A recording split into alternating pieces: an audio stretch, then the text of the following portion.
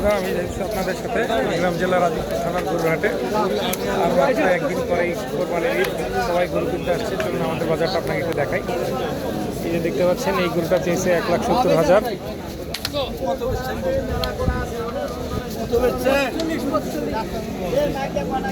ওই গরুটা 1,45,000 বিক্রি করে ফেলছে। আমরা এখনো দেখছি।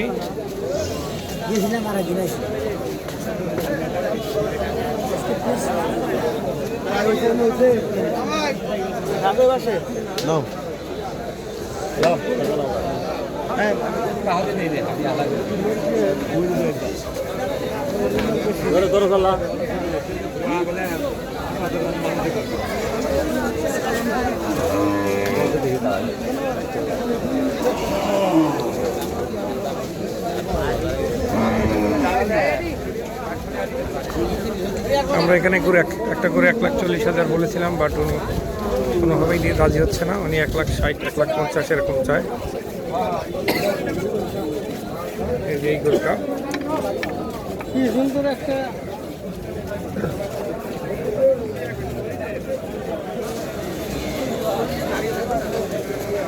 আপনারা দেখতে পাচ্ছেন বাজার,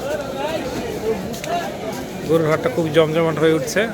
সন্ধ্যা হওয়ার সাথে সাথে হয়তো আরও অনেক বেশি গরু আসবে। আমরা এই গরুটা দাম করতেছি। আমাদের পাশের বাজার একটা অনাকাঙ্ক্ষিত ঘটনা ঘটে গিয়েছে। গরু এবং মহিষের লাথিতে দুজন মারা গিয়েছে। সো বাজারে সবাইকে অনেক বেশি সতর্ক থাকা জরুরি।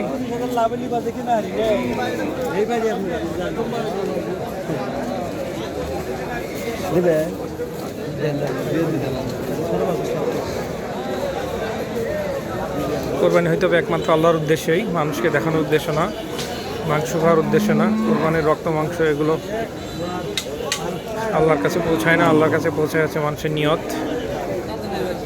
মানুষ তো কোরবানির মাংস খাবেই, কিন্তু আল্লাহ আসলেন তার নিয়তটা দেখেন যে আসলে কী জন্য সে কোরবানি দিচ্ছে। সেটা কি লোক দেখানোর উদ্দেশ্যে, নাকি মাংস খাওয়ার উদ্দেশ্যে, নাকি অন্য কোনো উদ্দেশ্যে আছে।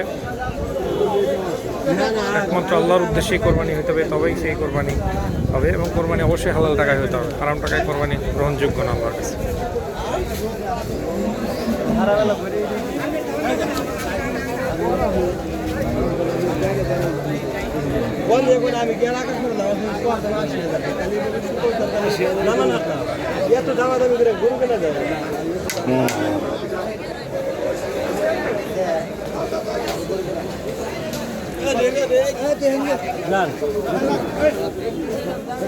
কেউ রাস্তায় গরু ধরবেন না, কেউ রাস্তায় গরু ধরবেন না,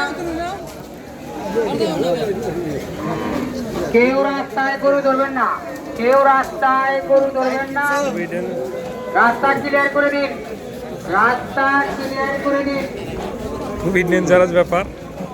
সকল ক্রেতা ও বিক্রেতা ভাইদের জানানো যাইতেছে যে আপনাদের পকেট সাবধান রাখুন। কেউ কারো, বাজারটা অনেক বিশাল, আপনাদেরকে দেখাই। এটা হচ্ছে এই দিকটায়, আবার এই দিকটায় একটা অংশ আছে। কোনো লোকের কোনো কিছু খাবেন না, অপরিচিত কোনো লোকের কোনো কিছু খাবেন না। আপনাদের পকেট সাবধান রাখুন, আপনাদের পকেট সাবধান রাখুন। এই দিকটার গরুগুলো তেমন ভালো না। এই দিকটা মোটামুটি গাভী গরু, এগুলোকে সেপারেট করা হয়েছে। গরুর হাট খুবই জমজমাট হয়ে উঠছে।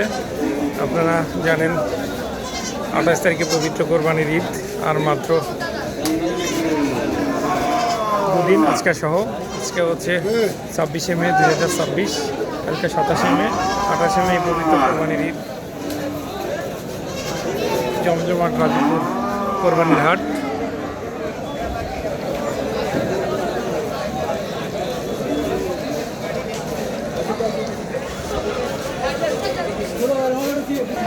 সবার আজকে বিদায় নিচ্ছি কোরবানির হাট থেকে।